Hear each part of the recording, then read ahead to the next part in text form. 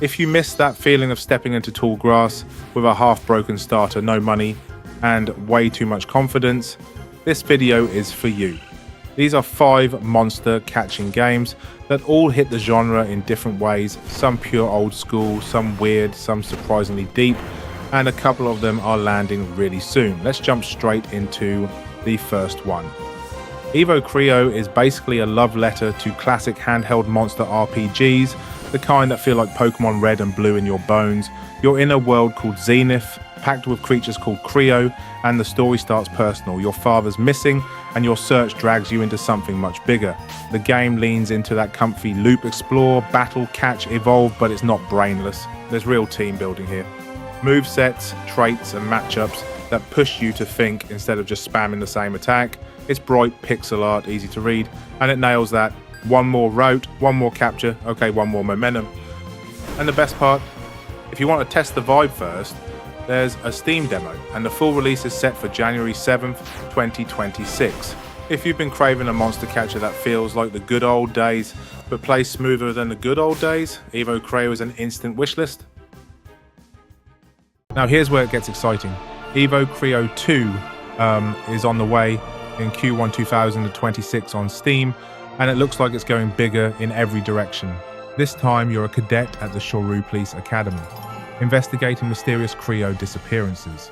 So it's still an adventure, but with a cases and conspiracies vibe driving the story. It's aiming for 300 plus Creo, loads of missions, and a long offline campaign, which is perfect if you want that single player journey feeling without needing online anything. And from what's shown, the sequel leans harder into building your team like a toolbox. Traits, moves, items, and matchups that actually reward planning instead of just over-leveling one favorite.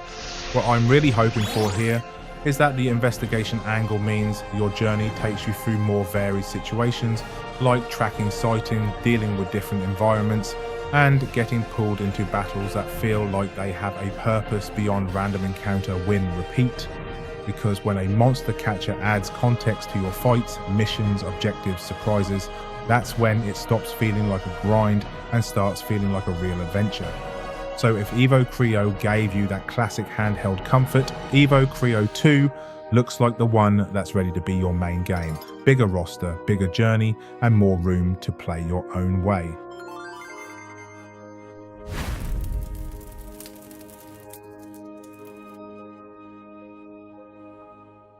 Okay, Yarimono is for anyone who loves monster taming, but also wants something a little unhinged. Your goal is the classic dream. Build a team, rise through the ranks, become champion, complete the monster index. But your partner has an absolutely ridiculous move called cheat tackle, a guaranteed first strike that can straight up delete enemies. And the game knows what it's doing here. It's not just press the broken button and win. The whole point is, even with a cheap ace move, you still need to catch, train, and build a proper team to survive tougher fights and progress through the world. What makes this interesting is the mind game it creates, because once you have a move that strong, you start thinking differently. Do you save it for emergencies, or do you lean on it and risk building bad habits? Do you build a team that covers its weaknesses, or do you go all in on supporting it with buffs, items, and setups? And if the game starts throwing enemies at you that expect you to rely on it, faster opponents, sturdier monsters, gimmick fights, that's when it stops being a joke and turns into a real challenge.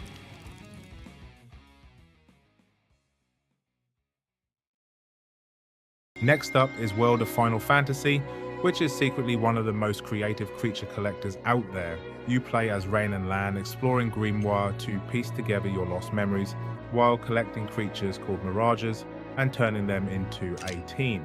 The standout mechanic is stacking. You can literally stack your characters and Mirages into towers, and that changes your stats, abilities, and options mid-fight. It's not just collect them all, it's build combinations that actually feel clever. And because it's wearing the Final Fantasy name, you also get that extra layer of charm, familiar faces, big RPG energy, and a world that feels like a crossover playground without turning into a confusing mess. What really sells it though is the tone. It's got this playful storybook vibe, cute and funny on the surface, but it still delivers proper RPG progression. You're constantly making choices, which Mirages to level, which ones to evolve, which stacks give you the best balance of speed, damage and utility, and when to swap tactics mid-fight. So even though it looks adorable, it's not a baby game. There's real strategy here, and the more you engage with stacking and team synergy, the more rewarding it gets. If you want a creature collector that feels different without becoming complicated for the sake of it, this one's a gem.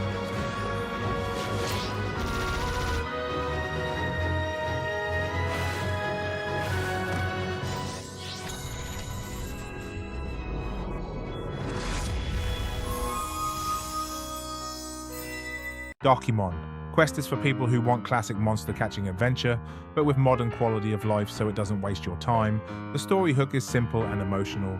You're pushing through a dangerous world to uncover what happened to your missing childhood friend. It's turn-based, nostalgic, and it keeps things moving with things like faster battles, quest tracking, and helpful systems that stop the game from turning into a grind. It's the kind of monster RPG that's comfy to sink into, but still feels like you're on a real journey with real danger around the next corner. And I really like the way it respects different playstyles. If you want to go full classic and figure everything out yourself, you can. But if you're the kind of player who hates getting stuck, the game offers guidance tools and town options that help you tune your team without spending hours doing boring trial and error. So it keeps that old school adventure feeling without the old school frustration.